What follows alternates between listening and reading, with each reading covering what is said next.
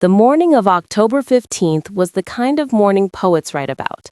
Golden light spilled through the windows of the small chapel in Vermont, painting everything in shades of honey and amber. The maple trees outside had turned, their leaves a riot of red and orange, as if nature itself had dressed up for the occasion. Daniel Chen stood at the altar, his hands trembling slightly as he adjusted his tie for the 100th time. At 32, he had built a successful career as an architect, designing buildings that people called quietly brilliant. That was the phrase critics use most often, quietly brilliant. It fit him perfectly. Daniel had never been a loud man. He was the kind of person who listened more than he spoke, who observed before acting, who loved deeply, but expressed that love in gestures rather than grand declarations. When he did speak, people leaned in to listen, because his words carried weight. His best man, Marcus, nudged him gently. "She's coming, man. You ready?" Daniel took a deep breath. "I've never been more ready for anything in my life." And then the doors opened, and there she was. Victoria Harrington walked down the aisle like she owned every inch of it. She was stunning. There was no other word for it. Her dark hair was swept up elegantly, her green eyes sparkled with tears she was trying desperately to hold back, and her smile could have lit up the entire eastern seaboard. Daniel felt his heart catch in his throat. This woman, this brilliant, beautiful, fierce woman, had chosen him. Of all the men in the world, she had looked at quiet, thoughtful Daniel Chen and said yes. What he didn't notice, what he couldn't have noticed in that moment of pure joy, was the way Victoria's eyes flickered briefly to the front pew, to where her mother sat, to where Eleanor Harrington gave an almost imperceptible nod as if granting final approval.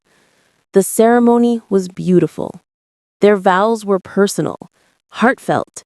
Daniel had written his own, speaking softly about how Victoria had brought color into his grayscale world, how her laughter was his favorite sound, how he promised to spend every day making sure she never regretted choosing him. Victoria cried. Her mother dabbed at her eyes with a handkerchief. The guests sighed and smiled.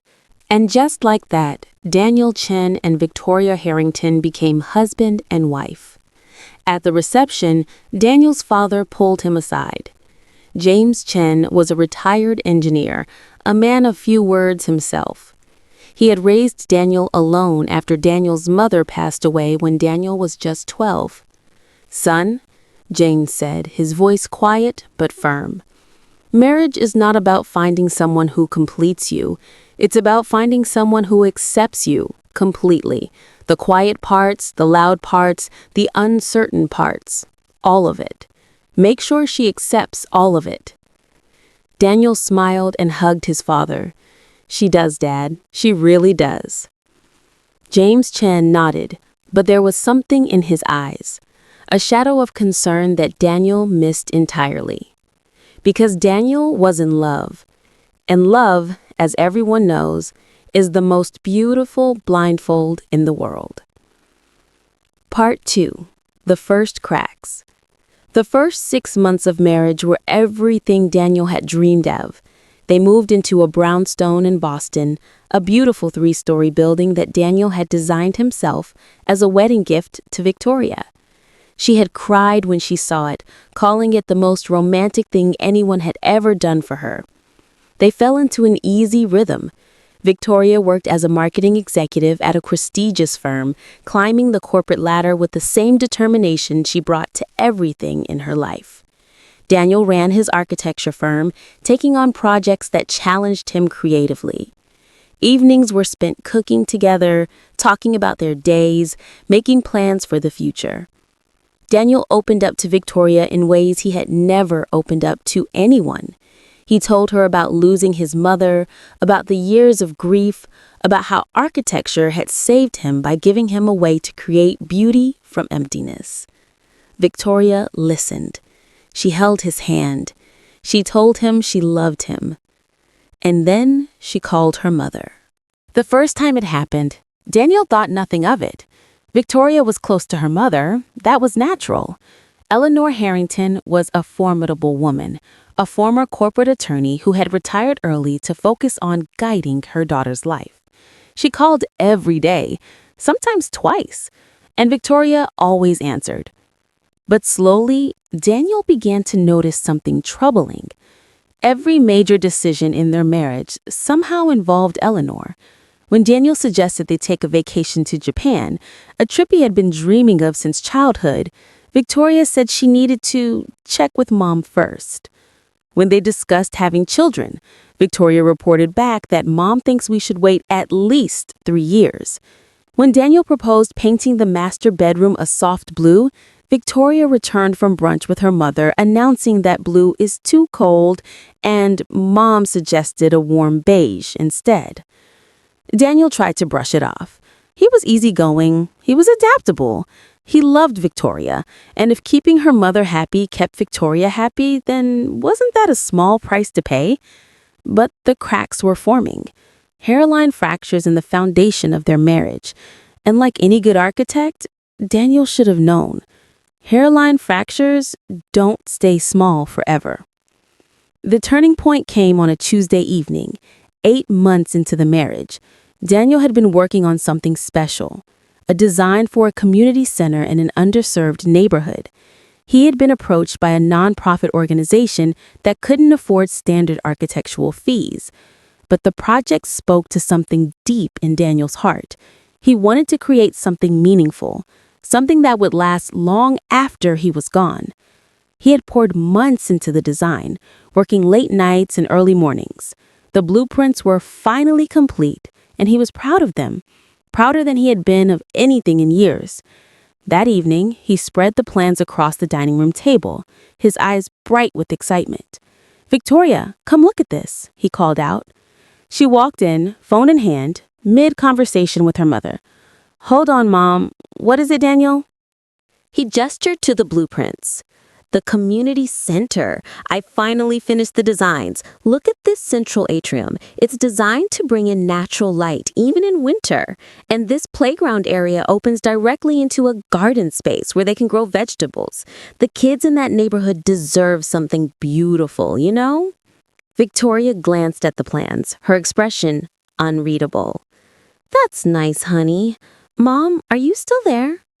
"Yeah, Daniel's showing me some work thing." "Some work thing?" The words hit Daniel like a physical blow. He had spent months on this. He had poured his soul into every line, every curve, every carefully calculated angle. And to Victoria, it was some work thing. She walked away, still talking to her mother, leaving Daniel standing alone with his dreams spread out on the table. But it got worse. The next morning, Victoria brought it up over breakfast, in the worst possible way. "So, I told Mom about your community center project," she said, scrolling through her phone. Daniel looked up, hopeful. "Oh, what did she think?" Victoria sighed. "She thinks you're being naive. Pro bono work is fine for young architects trying to build a portfolio, but you're established now. You should be focusing on high-profile projects that make actual money. She says you're selling yourself short." I set down my coffee cup. "I'm not doing it for the money, Victoria. I'm doing it because it matters." "That's very noble, but noble doesn't pay the mortgage." "We don't have a mortgage. I designed this house and paid for it outright." Victoria looked up from her phone, irritation flickering across her features. "You know what I mean. Mom says you need to think bigger, more strategically. She said, 'I don't care what your mother said.'" The words hung in the air between them, sharp and sudden. Daniel had never interrupted Victoria before. He had never raised his voice, never pushed back against the constant stream of Eleanor's opinions. Victoria's eyes widened. "Excuse me?" Daniel took a breath, trying to steady himself. "I'm sorry, I didn't mean to snap. But Victoria, this is my career, my passion. I need you to support me, not report my decisions to your mother for approval. I wasn't asking for approval. I was just sharing. You share everything with her. Every conversation we have, every plan we make, every disagreement, it all goes straight to Eleanor. And then I have to hear her verdict secondhand. It's like she's a third person in this marriage. Victoria's expression hardened. My mother loves me. She wants what's best for me. What about what's best for us, for our marriage? My mother is what's best for me. She's never steered me wrong. Daniel stared at his wife, and for the first time since their wedding day, he felt a cold tendril of fear wrap around his heart. What had he married into? Part 3. The Drowning. Over the next year, Daniel watched his marriage transform into something he barely recognized. Every disagreement, no matter how small, was escalated to Eleanor. Victoria would call her mother mid-argument, putting her on speakerphone, and suddenly Daniel found himself defending his position to a jury he had never agreed to face. When Daniel wanted to adopt a dog, Eleanor declared pets too messy and a distraction from more important things. When Daniel suggested they host Christmas dinner at their home instead of driving 4 hours to Eleanor's estate, he was accused of trying to isolate Victoria from her family. When Daniel proposed starting a college fund for their future children, Eleanor insisted that children should earn their own way and convinced Victoria that the money should be invested in a vacation property instead. One by one, Daniel's ideas were shot down. One by one, his dreams were deemed impractical, naive, or too big for his own good. One by one, the pieces of himself that he had shared so openly with Victoria were handed to Eleanor to be judged and found wanting. The worst part was the pattern that emerged. Daniel would express an idea or opinion in the privacy of their home. Victoria would listen, nod, seem to agree. But the next day, or sometimes even the same evening, she would return from a phone call with her mother, armed with counter-arguments, criticisms, and concerns that were clearly not her own. Daniel began to recognize Eleanor's voice in Victoria's words. The same phrases, the same dismissive tone, the same subtle implications that Daniel was somehow not quite good enough. And slowly, painfully, Daniel stopped talking. It didn't happen all at once. It happened the way most erosion happens, gradually, imperceptibly, until one day you look up and realize the landscape has completely changed. First, Daniel stopped sharing his work. What was the point? Every project would be analyzed, criticized, and deemed inadequate by a woman who had never designed anything in her life. Then he stopped sharing his ideas. The dream of opening a second office in Portland, where he could mentor young architects from disadvantaged backgrounds, he kept it to himself. The thought of writing a book about sustainable architecture for developing nations, he buried it deep where no one could touch it. Finally, he stopped sharing his feelings. When he was sad, he said he was fine. When he was frustrated, he said he was just tired. When he was hurt, and he was hurt often, he said nothing at all. Victoria noticed the change, but she interpreted it in the worst possible way. "You've become so cold," she accused him one evening. "You never talk to me anymore. You're always in your own head, shutting me out." Daniel looked at her, and for a moment, he wanted to explain. He wanted to tell her that he hadn't become cold. He had become careful. That he hadn't shut her out, he had been pushed out. That his silence wasn't punishment, it was protection. But he knew how the conversation would end. Victoria would call her mother, Eleanor would declare Daniel emotionally unavailable or passive-aggressive, or some other clinical term that reduced his pain to a character flaw. And Daniel would be left defending himself against accusations that missed the point entirely.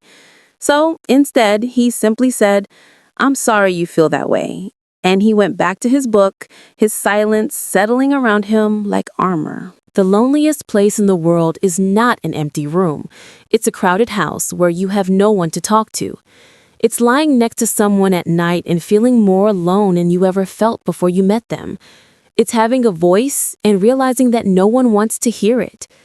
Daniel began to understand something that he wished he had known before he said, "I do." A marriage without safety is not a marriage. It's a prison with better furniture. And he was serving a life sentence for a crime he never committed. The dream that died. 3 years into the marriage, Daniel received the opportunity of a lifetime. A major foundation had seen his community center design, the one Victoria had dismissed as some work thing, and was deeply impressed. They wanted to fund a larger version of the project, not just one community center, but a network of them, designed by Daniel, built across underserved neighborhoods in 5 major cities. The budget was substantial, the timeline was ambitious, the impact would be immeasurable. And Daniel's name would be on every single building. He came home that evening practically floating. This was it. This was everything he had worked toward, everything he had dreamed of since he first picked up a pencil and started sketching buildings as a lonely 12-year-old trying to process the loss of his mother. Victoria was in the kitchen when he walked in, and despite everything that had happened between them, he couldn't contain his excitement. "Victoria, you won't believe what happened today." She looked up from her phone. "What?" He told her everything, the foundation, the funding, the scope of the project, the timeline. His words tumbled over each other in his eagerness to share, and for a moment, it was like the early days of their relationship, when she actually listened, when she actually cared. When he finished, Victoria was quiet for a long moment. That's huge, Daniel." He nodded, grinning. "I know. It's exactly the kind of work I've always wanted to do. Meaningful work, legacy work. And the best part is, I'll be able to mentor young architects throughout the process, bring in diverse voices, create something that—" "But you'd have to travel," Victoria interrupted. "Some travel, yes, but it's worth it. This is once in a lifetime." "And the timeline is 5 years? That's a long time to be distracted from our life here." Daniel felt his excitement dimming slightly. "I wouldn't be distracted from our life. This would be part of our life. I thought you'd be happy for me." Victoria's phone buzzed. She glanced at it, a text from Eleanor, and her expression shifted. "I need to talk to Mom about this." And just like that, Daniel knew how this conversation would end. The phone call lasted 2 hours.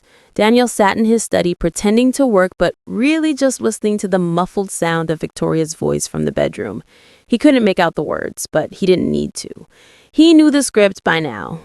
When Victoria finally emerged, her face was set in that particular expression that meant Eleanor had made her decision. "Mom thinks you shouldn't take it." Daniel closed his eyes. "Of course she does. She says it's too risky, too much time away from home, too much uncertainty. She thinks you're letting your ego get the better of you." "My ego?" She said you're chasing recognition instead of stability, that you're putting your ambition above our family, that you're being selfish. Daniel stood up slowly, his hands shaking, not with sadness this time, but with something closer to anger. Your mother has never met the families who will use these community centers. She's never seen the neighborhoods where kids have nowhere safe to play, where elderly people have no place to gather, where communities are falling apart because there's no shared space to bring them together. She sits in her mansion judging my work, but she has never once asked me why I do what I do. Victoria's eyes narrowed. "Don't talk about my mother like that. I'm not attacking your mother. I'm asking you, Victoria. What do you think? Not Eleanor. You." For a moment, something flickered across Victoria's face. Uncertainty, maybe. Or recognition. Daniel held his breath, hoping against hope that somewhere beneath the layers of Eleanor's influence, his wife was still in there. But then Victoria's phone rang. Eleanor's ringtone. Victoria answered without hesitation, and Daniel understood, with devastating clarity, that he had already lost this battle. He had lost it before it even began. He turned down the project. He told the foundation that he was unable to commit to the timeline, that he had personal obligations that prevented him from taking on something so large. They expressed disappointment, but thanked him for his honesty and moved on. That night, alone in his study, Daniel did something he hadn't done since his mother's funeral. He cried. He cried for the dream he had just buried. He cried for the boy who had once believed that talent and hard work would be enough. He cried for the man who had given his heart to someone who didn't know how to protect it. And when the tears finally stopped, something inside Daniel had changed. He had been drowning for 3 years, fighting to keep his head above water, believing that if he just tried hard enough, loved hard enough, sacrificed enough, things would get better. But they weren't going to get better. He could see that now. The question was, what was he going to do about it? Part 5. The Breaking Point.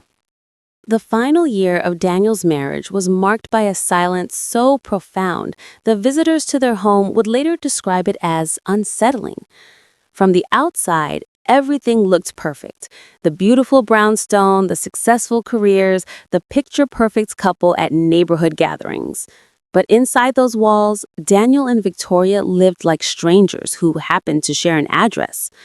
Daniel had retreated so far into himself that Victoria sometimes forgot he was in the room.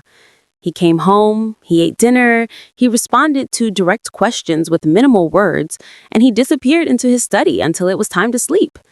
On weekends, he took long walks alone, visited his father, or spent hours at the office, working on projects that no longer excited him. Victoria, for her part, seemed to interpret Daniel's silence as confirmation of everything her mother had always implied, that he was emotionally deficient, that he was incapable of true partnership, that she had married beneath her. She stopped trying to engage him. She stopped asking about his work, his thoughts, his dreams. Instead, she filled the void with her own voice, or rather with Eleanor's voice, delivered through her. Dinners became monologues about Eleanor's opinions. Weekends became obligations to attend events at Eleanor's estate. Holidays became elaborate performances staged for Eleanor's approval. And through it all, Daniel said nothing. His silence was not malice. He needed to understand that, needed anyone who would listen to understand that. He wasn't punishing Victoria. He wasn't playing games. He wasn't trying to manipulate or control. He was surviving. Because every time he had tried to speak, his words had been weaponized against him. Every time he had opened his heart, it had been handed to Eleanor for examination. Every time he had dared to dream, those dreams had been labeled too big and returned to him in pieces. Silence was the only place left where Daniel still belonged to himself. The breaking point came on their 4th anniversary. Daniel had made reservations at the restaurant where they'd had their first date. It was a quiet place, family-owned, with excellent food and no pretense. He thought maybe, just maybe, going back to the beginning might remind them both of who they used to be. Victoria arrived late, phone pressed to her ear. She sat down across from him without looking up, still deep in conversation with Eleanor about some drama at the country club. Daniel waited, and waited, and waited. Finally, after 15 minutes, Victoria hung up and reached for the menu as if nothing unusual had happened. Sorry about that. Mom needed to vent. You know how she gets. Daniel looked at his wife. This woman he had loved so deeply, this woman he had built a house for, this woman he had sacrificed his dreams for. And he felt something shift inside him. Victoria? She glanced up, surprised by the weight in his voice. What? Do you know what today is? She blinked. Tuesday? It's our anniversary. 4 years. Victoria's face registered the information, then dismissed it. Oh, right. Sorry, it's been a crazy week. Mom has been dealing with that whole situation with the garden committee and stop. The word came out quiet, but firm, and Victoria fell silent, her eyes widening. Stop talking about your mother, Daniel said. Just for 1 minute, just for 60 seconds, I want to have a conversation with my wife. Not my wife's mother, my wife. Victoria's expression shifted from surprise to defensiveness. I don't know what you're implying. I'm not implying anything. I'm stating a fact. In 4 years of marriage, I cannot remember a single important conversation we've had that didn't eventually become about Eleanor. What she thinks, what she wants, what she approves of. I married you, Victoria, not her. My mother is a part of my life. She's not a part of your life. She's running your life and mine. Daniel leaned forward, his voice still quiet but steady. Do you know why I stopped talking? Do you know why I retreat into silence every day? The breaking point came on their 4th anniversary. Daniel had made reservations at the restaurant where they'd had their first date. It was a quiet place, family-owned, with excellent food and no pretense. He thought maybe, just maybe, going back to the beginning, might remind them both of who they used to be. Victoria arrived late, phone pressed to her ear. She sat down across from him without looking up, still deep in conversation with Eleanor about some drama at the country club. Daniel waited, and waited, and waited. Finally, after 15 minutes, Victoria hung up and reached for the menu as if nothing unusual had happened. Sorry about that. Mom needed to vent. You know how she gets. Daniel looked at his wife, this woman he had loved so deeply, this woman he had built a house for, this woman he had sacrificed his dreams for, and he felt something shift inside him. Victoria? She glanced up, surprised by the weight in his voice. What? Do you know what today is? She blinked. Tuesday? It's our anniversary. 4 years. Victoria's face registered the information, then dismissed it. Oh, right. Sorry, it's been a crazy week. Mom has been dealing with that whole situation with the garden committee and stop. The word came out quiet, but firm, and Victoria fell silent, her eyes widening. Stop talking about your mother, Daniel said. Just for 1 minute. Just for 60 seconds, I want to have a conversation with my wife. Not my wife's mother, my wife. Victoria's expression shifted from surprise to defensiveness. I don't know what you're implying. I'm not implying anything. I'm stating a fact. In 4 years of marriage, I cannot remember a single important conversation we've had that didn't eventually become about Eleanor. What she thinks, what she wants, what she approves of.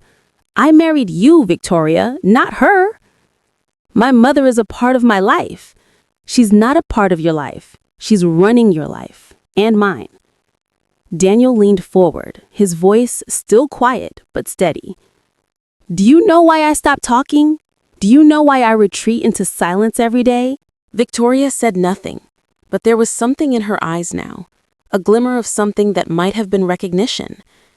I stopped talking because nothing I say belongs to me anymore. Every thought, every feeling, every idea I share with you goes straight to Eleanor.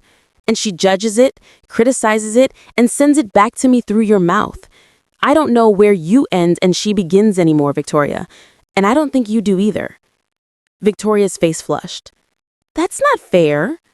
What's not fair is that I gave up the opportunity of a lifetime because your mother called me selfish. What's not fair is that I can't adopt a dog or paint a bedroom or plan a vacation without Eleanor's approval. What's not fair is that I have spent 4 years trying to be a good husband, and all I've gotten in return is the constant message that I am not enough, that I will never be enough, not for you, not for her, not for this marriage. Tears were forming in Victoria's eyes now. I never said you weren't enough. You didn't have to. Your mother said it, and you believed her every single time. The silence that followed was different from the silences that had filled their home for the past year. This silence was full of truth, finally spoken. And truth, once spoken, cannot be unspoken. Daniel took a breath. I can't do this anymore, Victoria. I can't keep losing pieces of myself to keep this marriage live. There's almost nothing left. Victoria's tears were falling now, streaking her perfect makeup. What are you saying? I'm saying that I need a partner who protects my heart, not someone who hands it to her mother for judgment. I need a marriage where my voice matters, where my dreams are supported, where I feel safe enough to be myself. And I don't have that with you. I don't know if I ever did. He stood up, leaving his untouched meal on the table. I'm going to stay at my father's for a while. I think we both need time to figure out what we actually want. He walked out of the restaurant without looking back, his heart pounding, his eyes stinging. And for the first time in 4 years, he felt like he could breathe. Part 6. The Aftermath. The weeks that followed were simultaneously the hardest and most clarifying of Daniel's life. He moved into his father's spare bedroom, the same room he had grown up in, the same walls where he had hung his first architectural drawings. There was something poetic about returning to the beginning, about stripping away all the layers and finding out what remained. His father didn't ask many questions. James Chen had always been a man of few words, and he understood the value of silence, the real kind, the healing kind. They fell into a quiet routine, morning coffee in the porch, watching the sunrise, evening walks through the neighborhood, pointing out buildings Daniel had always admired, late-night conversations about life, loss, and the courage it takes to start over. One evening, James finally broke his characteristic reserve. You know, he said, stirring his tea, when your mother got sick, I thought I would never survive it. She was my everything, my voice, my compass, my home. When she died, I didn't know how to exist in a world without her. Daniel looked at his father surprised. James rarely talked about his late wife. But I learned something important, James continued. Grief is not the opposite of love. Silence is not the opposite of speech.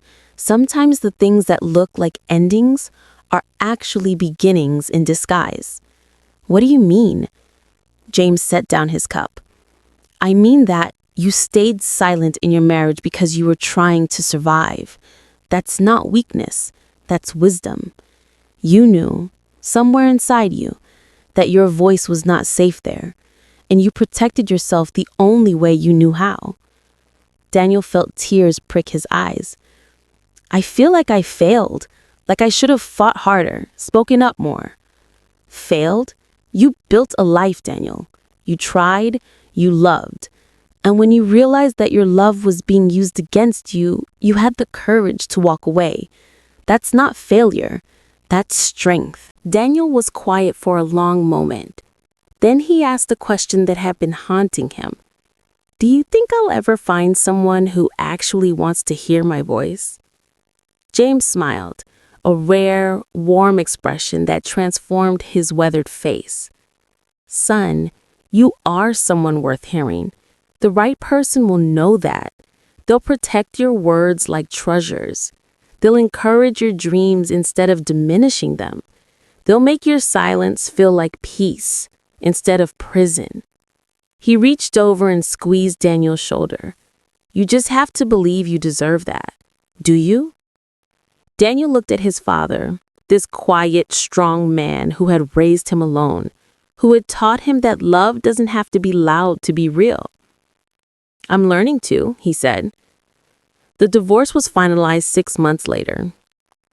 Victoria contested nothing. In the end, she seemed almost relieved, as if the weight of performing the perfect marriage for her mother had exhausted her too. They divided their assets fairly, sold the brownstone, and went their separate ways. Daniel heard through mutual friends that Victoria had moved back to her mother's estate. He didn't know what to feel about that. Sadness, maybe. Or perhaps just resignation. Some people never escape the prisons they've chosen.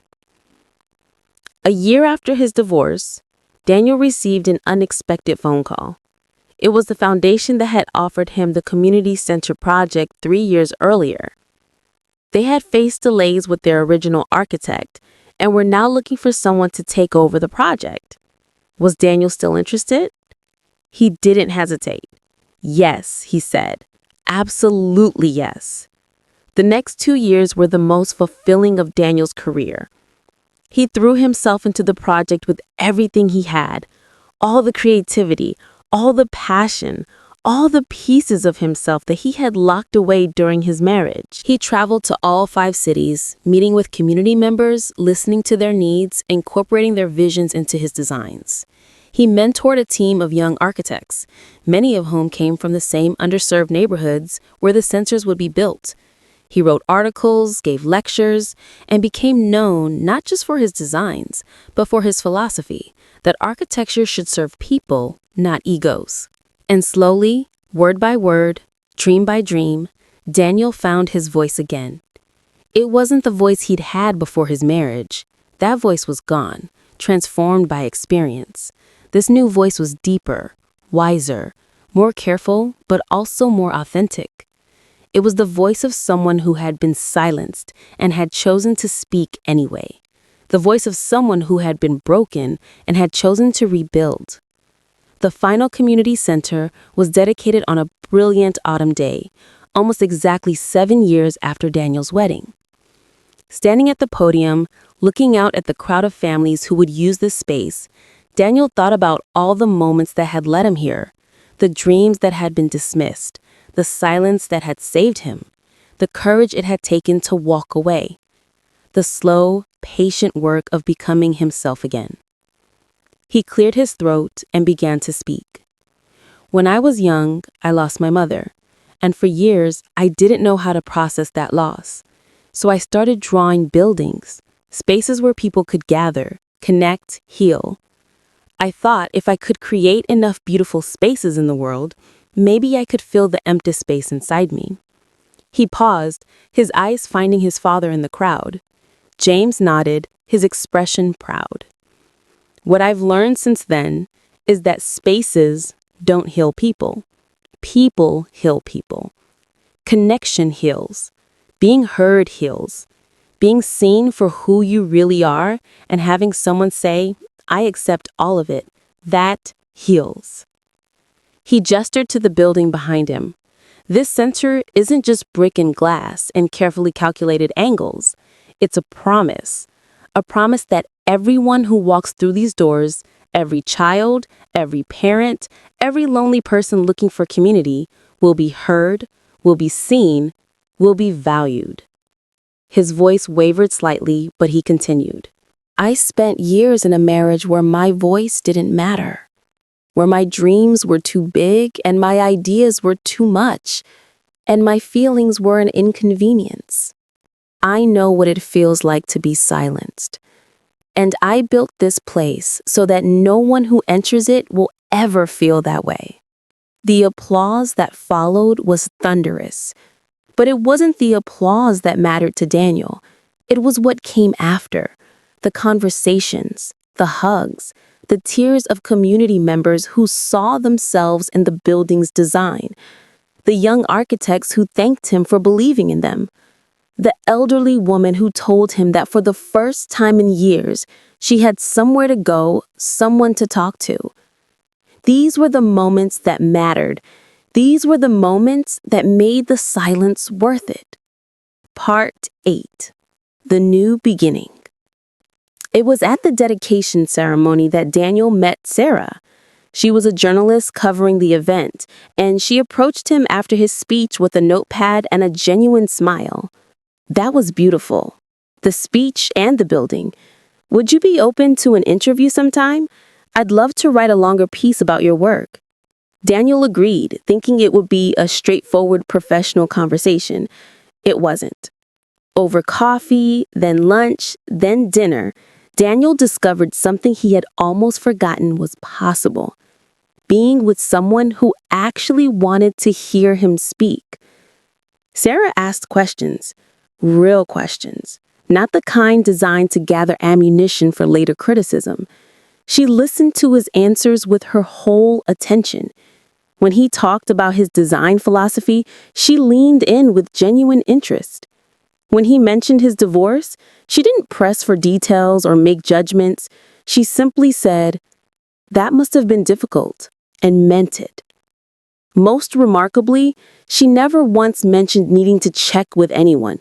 Her opinions were her own. Her decisions were her own. She was entirely, refreshingly herself. Daniel was terrified.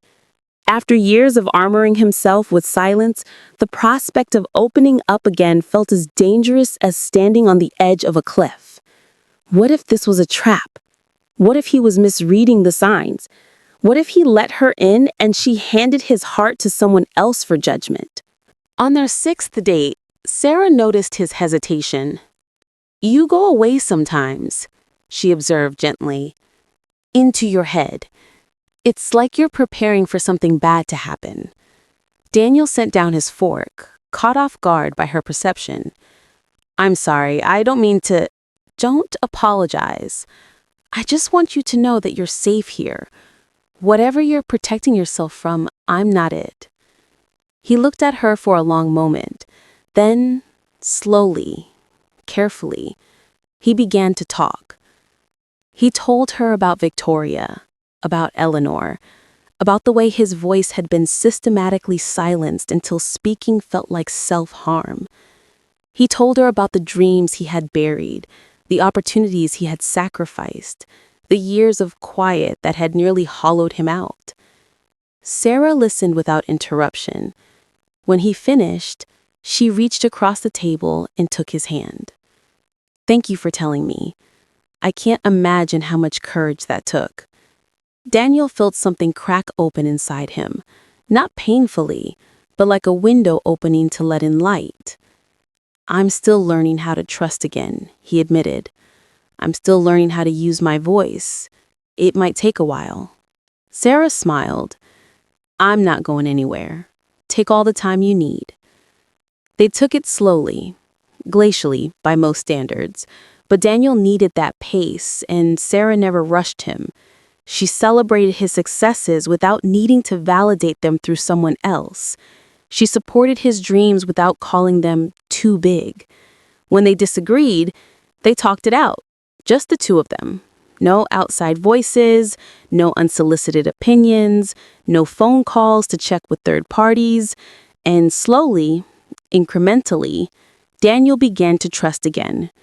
He began to share his ideas without bracing for criticism. He began to dream out loud without waiting for dismissal. He began to express his feelings without fear of them being used as weapons. It wasn't a straight line. There were moments when old fears surfaced, when Daniel retreated into familiar silence, when he tested Sarah without meaning to. But she never failed a test. She never gave him reason to doubt. One evening, about a year into their relationship, Sarah said something that stopped Daniel cold. "I love your quiet, the way you think before you speak, the way you listen with your whole body. Some people might see it as reserved, but I see it as depth. You're the deepest person I've ever known." Daniel stared at her. "You don't think I'm too quiet? Too closed off?" Sarah shook her head. "You're not closed off. You're careful. There's a difference. And honestly, after everything you've been through, careful makes sense. I'd rather have someone who thinks before they speak than someone who talks without thinking." It was such a simple statement, but to Daniel, it felt like absolution, like permission to be exactly who he was. Quiet, thoughtful, careful, without apology. "I love you," he said. The words came out before he could second-guess them, and for once, he didn't want to take them back. Sarah's eyes softened. "I love you too." Part 9. the conversation. 2 years after the community center dedication, Daniel's phone rang with an unexpected name on the screen. Victoria. He stared at it for a long moment, his heart rate spiking despite all the healing he had done. Then, taking a deep breath, he answered. Hello? Daniel? Victoria's voice was different, smaller somehow, less certain. I wasn't sure you'd pick up. I almost didn't. What do you want, Victoria? There was a long pause. When she spoke again, her voice cracked. I wanted to apologize. I know it's been years, and I know I don't deserve your forgiveness, but I needed you to know that I'm sorry. For everything. Daniel moved to the window of his new apartment, smaller than the brownstone, but entirely his own, and looked out at the city lights. What brought this on? Mom passed away 3 months ago. Daniel closed his eyes. Whatever he had expected, it wasn't this. I'm sorry to hear that. Don't be. I mean, that sounds terrible, but Daniel, her death was the first time in my life I've been able to think clearly, without her voice in my head constantly, without her opinions shaping everything I believed. Victoria laughed, but it was hollow. It took me losing her to realize how much I had lost because of her, including you. Daniel was quiet, processing. I've been in therapy, Victoria continued, intensive therapy, and one of the things my therapist keeps asking is whether I ever really knew who I was apart from my mother. The answer is no, I didn't. I was an extension of her beliefs, her judgments, her fears. Everything I thought I wanted was actually what she wanted, including how I treated you. Victoria, let me finish, please. She took a shaky breath. You were a good husband, Daniel, a really good husband. You were kind, patient, supportive. You gave up your dreams for me, and I repaid you by making you feel worthless. By letting my mother's voice become more important than yours, by driving you into a silence that was really just survival. Daniel felt tears forming and didn't try to stop them. I know I can't fix what I broke, Victoria said, but I needed you to know that I see it now. I see what I did, and I'm sorrier than I can ever express. For a long moment, neither of them spoke. Then Daniel said the only thing that felt true. Thank you for telling me that. I needed to hear it, probably more than you know. Are you happy now? Victoria asked, her voice small. Daniel thought about Sarah, about his work, about the life he had rebuilt from the ashes of his old one. I am, he said. I really am. Good. There was genuine warmth in her voice. You deserve that. You always did. They talked for a few more minutes, not as former spouses nursing old wounds, but as two people who had been through something difficult and emerged, finally, on the other side. When they hung up, Daniel felt something he hadn't expected. Peace. Not forgiveness exactly. That was too simple a word for something so complex. But something like closure. Something like completion. He called Sarah afterward and told her about the conversation. How do you feel? She asked. Daniel considered the question carefully. I feel like a chapter just ended, one that I didn't know was still being written. And what's the next chapter? He smiled into the phone. I think that's up to us to decide. Part 10, The Legacy. On a clear spring morning 5 years after his divorce, Daniel stood in front of a different kind of building. It was a school, an architecture school to be specific, but not like any that existed before. This was his newest project, his most ambitious one yet, a tuition-free program for talented young people who couldn't afford traditional education. The building itself was a teaching tool with transparent walls that showed the infrastructure beneath, materials sourced from sustainable vendors, and design elements that changed with the seasons. Sarah stood beside him, her hand in his, her other hand resting on the gentle curve of her pregnant belly. "Nervous?" she asked. "Terrified," he admitted. But the good kind of terrified, the kind that means I'm doing something that matters. She squeezed his hand. "You know what I love about you?" "What?" "You turned your pain into purpose. All those years of being silenced, of having your dreams dismissed, you could have become bitter. You could have given up. Instead, you're building a school to make sure other people's dreams get heard." Daniel looked at the building, his building, and felt a swell of emotion. "I used to think my silence was weakness," he said quietly. "I used to be ashamed of how I withdrew, how I stopped fighting. But now I understand that sometimes silence is just a seed. It looks like nothing on the surface, but underneath, something is growing, waiting for the right conditions to bloom."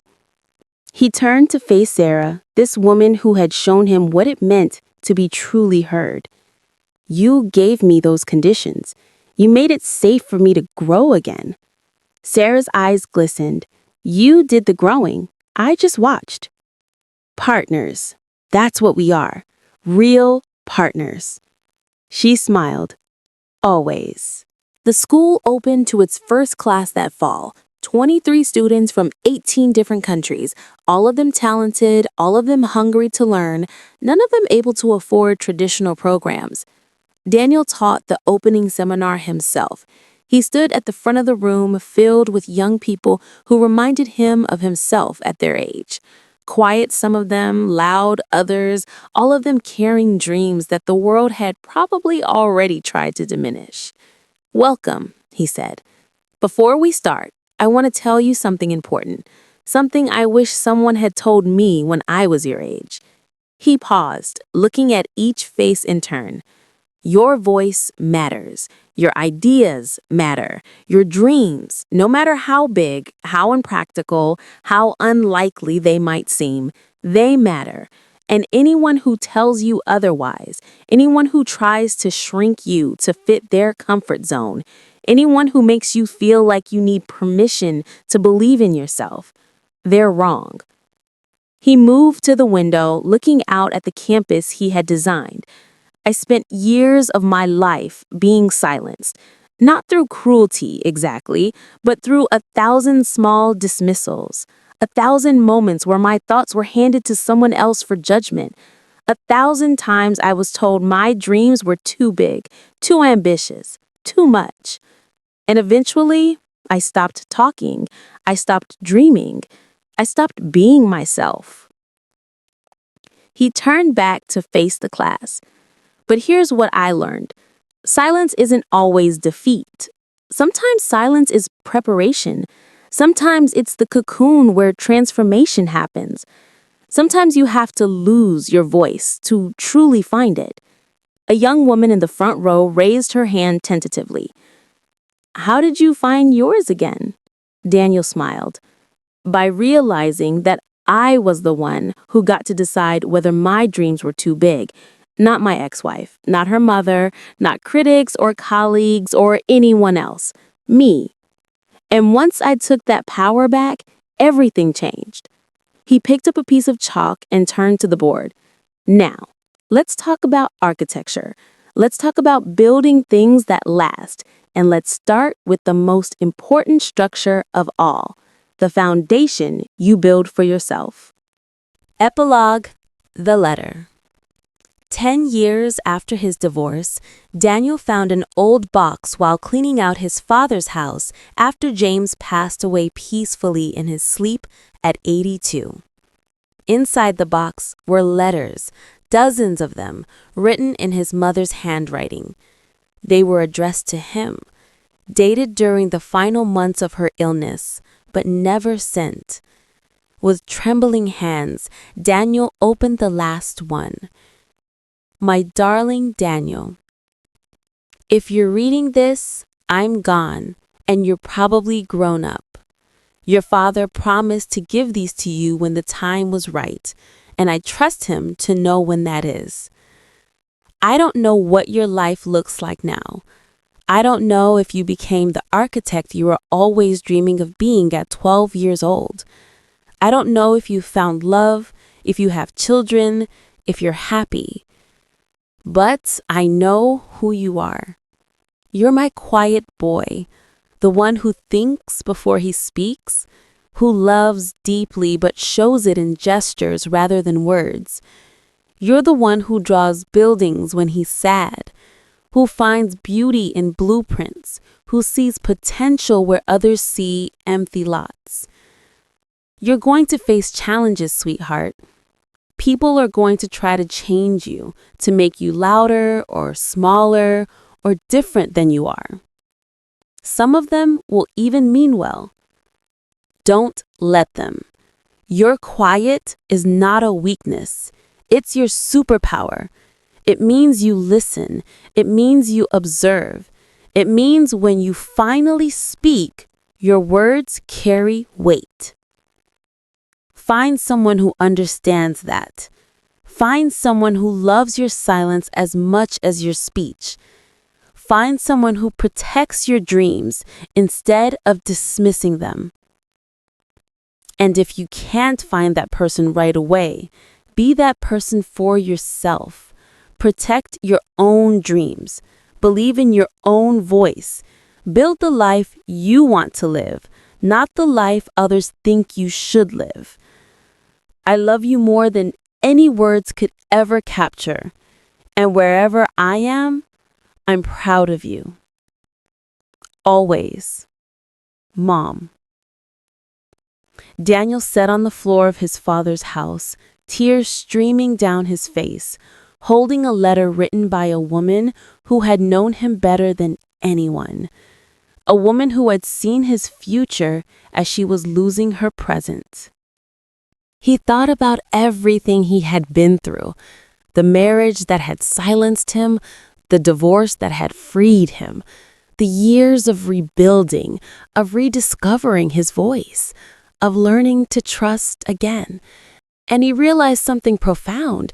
His mother had been right. His quiet was his superpower, not because silence itself was valuable, but because his silence came from depth, from a well of thought and feeling and observation that most people never reached.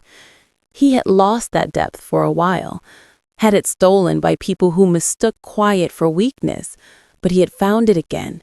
And now, finally, he understood what it was worth. That evening, Daniel went home to his family. Sarah, their 2 children, the house they had designed together. He found his daughter in the living room building a tower with blocks. She was quiet, like him, more interested in creating than in talking about what she was creating. "Hey, sweetheart," he said, kneeling beside her. "That's beautiful." She looked up and smiled, his mother's smile, he realized with a pang, but didn't stop building. "Daddy," she said, "why are you crying?" Daniel wiped his eyes and pulled her into a hug. "Because I'm happy," he said, "because I finally understand something important." "What?" He kissed the top of her head. "That quiet people have loud dreams, and sometimes when the world tries to silence us, we just have to be patient, build our foundations, wait for the right moment, and then speak with our whole hearts when that moment comes." She considered this seriously, the way she considered everything. "I want to build buildings like you," she said finally. Daniel felt his heart crack open with joy.